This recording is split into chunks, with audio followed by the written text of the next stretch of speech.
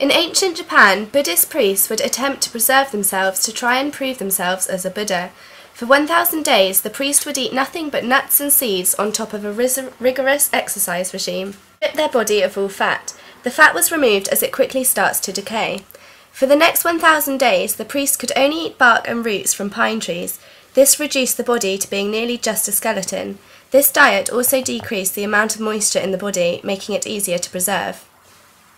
At the end of this 1,000 days came the critical step. Seeing as the body's internal organs were all still intact, the priest has to drink a tea made from a sap of the urushi tree. This sap was normally used to varnish furniture. It was a very toxic drink. It caused vomiting, sweating, and increased urination further, decreasing the amount of moisture in the body. More importantly, it poisoned and killed off the bacteria that naturally resides in our organs. It also made the body too toxic to be eaten by maggots and flies.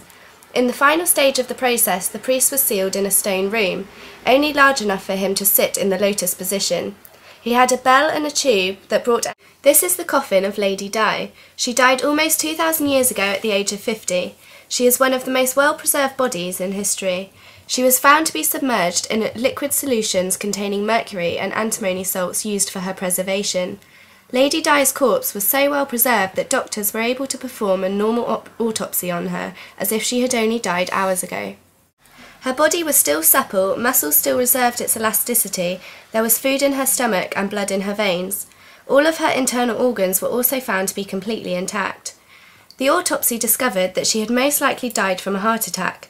Her veins were nearly completely clogged with cholesterol, her heart had suffered a lot of damage. She also had liver disease and diabetes.